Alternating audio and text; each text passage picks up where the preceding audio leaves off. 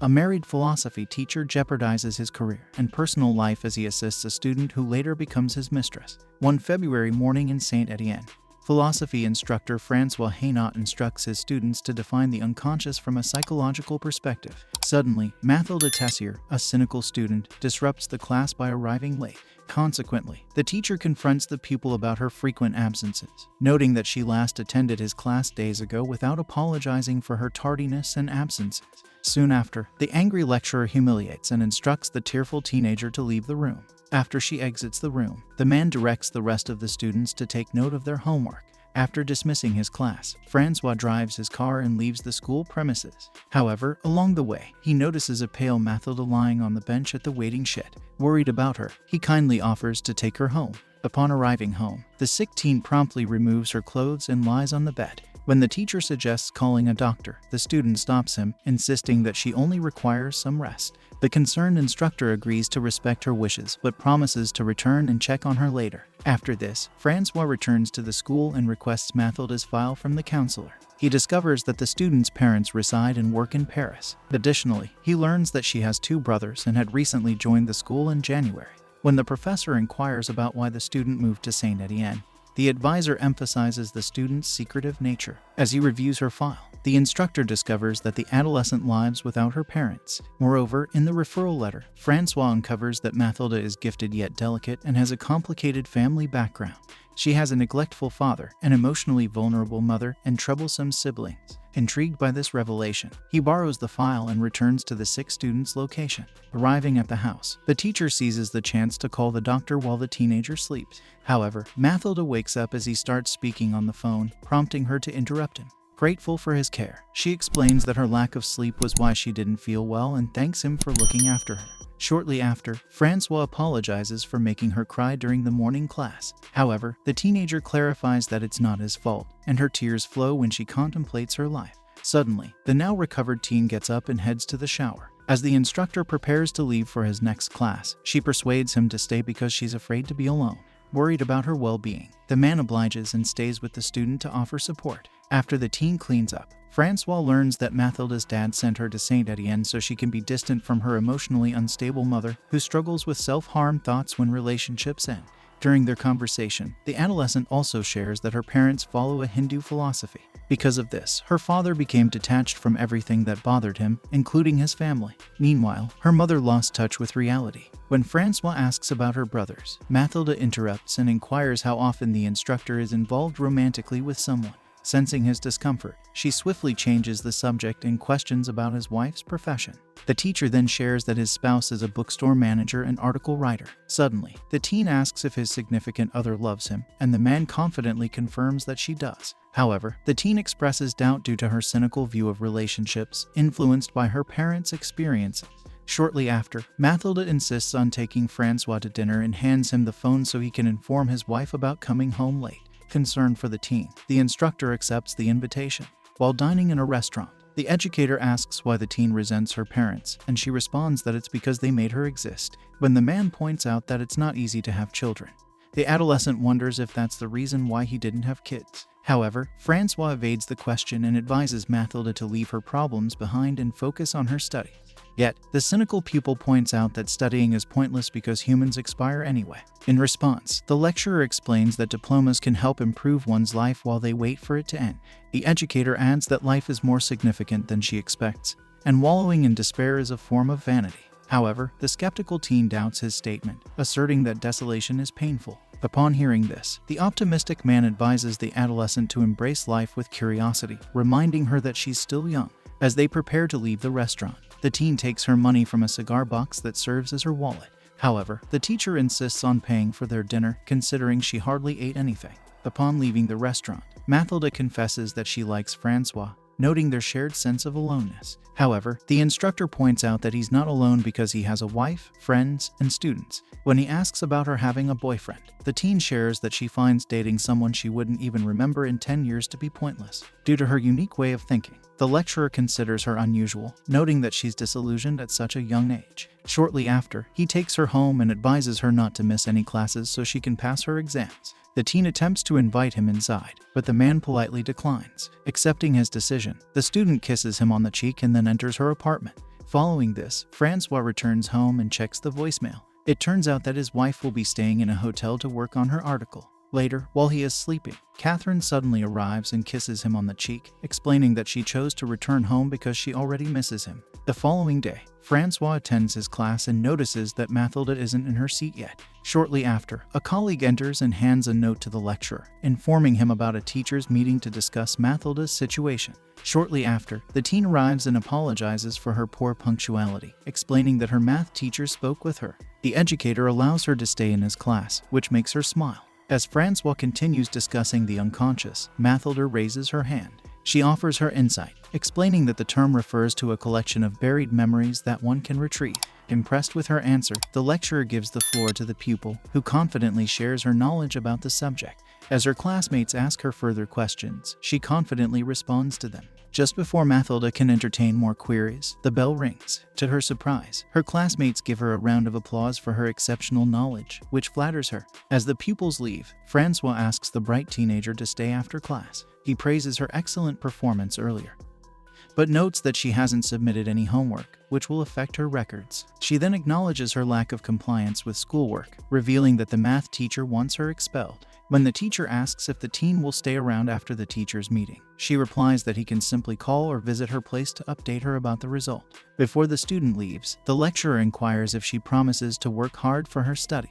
To his surprise, the pupil agrees to comply, noting that she'll do it solely for him. That afternoon, Francois meets with his co-instructors to attend the case conference. Before entering the secretary's office, the philosophy educator talks with the counselor, advocating for Mathilde to get a second chance. While this proposal sparks an argument among the teachers, they allow the pupil to redeem herself until Easter. However, they agree to expel her if she fails to comply with the school's standards. Following this verdict, an excited Francois heads to Mathilde's place to inform her about the decision. He volunteers to tutor her in math and help her complete her essays to pass her other subjects. Suddenly, a guy outside interrupts their tutorial session, prompting the pupil to approach him and hide from the teacher. When she returns, Francois angrily interrogates her about the mysterious visitor. The teen then reveals that her childhood friend was just borrowing money. Feeling suspicious, the educator inquires why they had to conceal themselves to transact. Strangely, Mathilde avoids the question and urges them to resume study. Suddenly, the teacher grabs his suitcase, intending to leave due to her behavior. Nevertheless, the teen blocks his way, attempting to kiss his cheek. However, the educator avoids her gesture and exits the door. Upon Francois' arrival home, Catherine excitedly shares that someone is interested in buying the last copy of his philosophy book. She asks if he's willing to sell it to the interested buyer. However, just as the author is about to respond, the phone rings, prompting his wife to take the call. The bookstore manager hands it to her husband upon picking up the telephone.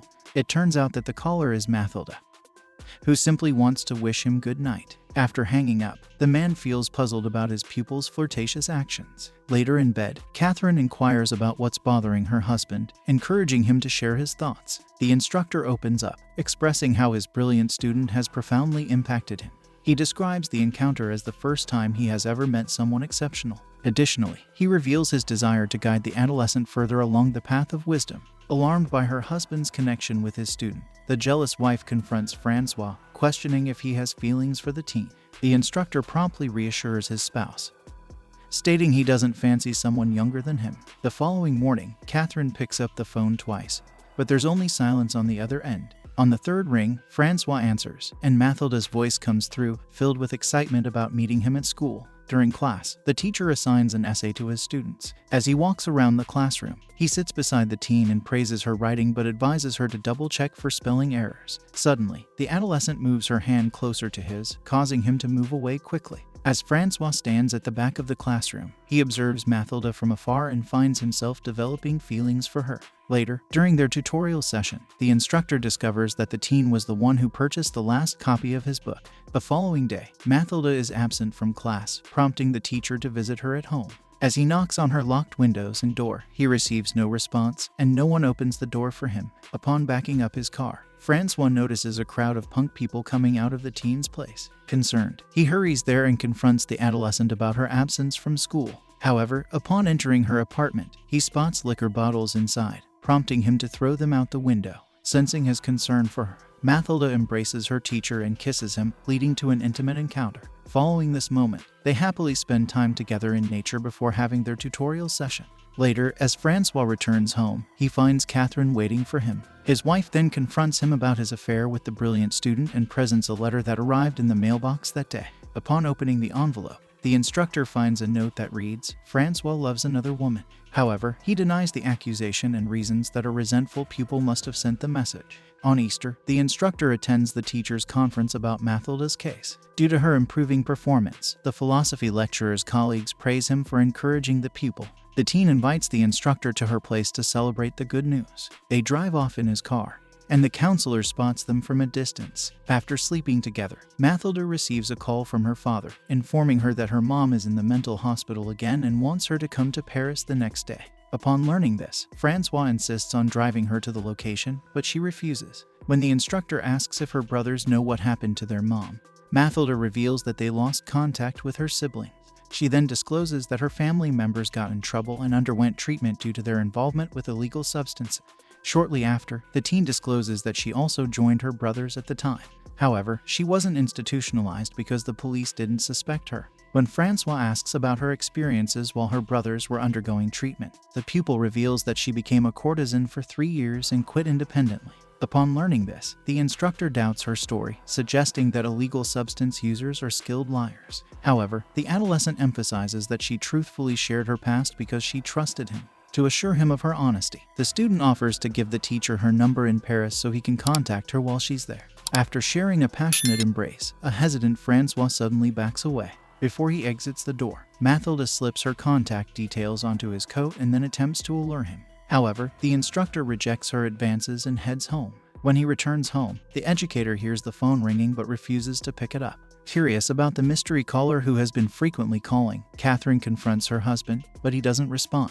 The wife then asks her husband if he told Mathilda about the note. However, instead of revealing their affair, the man evades the question and suspects that perhaps his spouse wrote the letter to gauge his reaction because she's jealous of the teen. Offended by the accusation, Catherine impulsively grabs the glass and throws it at the mirror, breaking it. She cuts off the line when the phone rings again and then weeps inside their bedroom. Shortly after, she proposes they spend a few days apart during the holiday to think things through. She also adds that if the lecturer can't stop the calls, she'll take the matter into her own hands. While his pupils are engrossed in a film the following day, Francois misses Mathilda badly. After class, the adolescent reaches out to him, sharing distressing news about her mother's self-harm. She recounts her mother's words about her near-death experience, likening it to melting into a beautiful ocean.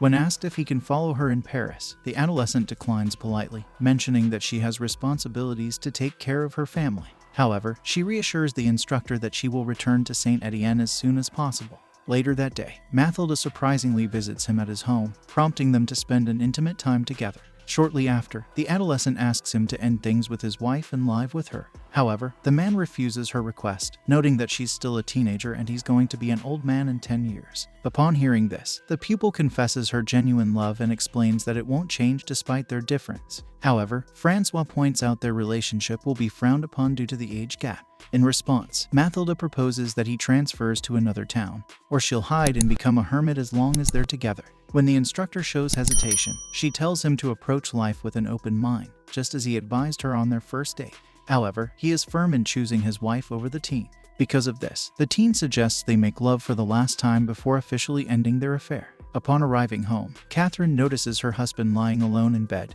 clearly feeling lonely and sad. She embraces him, senses his emotions, and offers reassurance that he will eventually overcome his feelings for the teenager and that he made the right choice. He opens up to his wife and confesses that Mathilda asked him to leave her. Still, he struggles to provide a clear answer when his spouse inquires whether he stayed because he genuinely loves her or because the teen's age played a factor in his decision. After the holiday break, when Francois returns to school, he observes Mathilda flirting with Carpentier, her new boyfriend, during his lecture. Overwhelmed by jealousy, he confronts her in front of everyone, asking her to stay after class so he can speak privately about her inattentiveness. After dismissal, Carpentier insists on staying and joining the conversation between the lecturer and his girlfriend.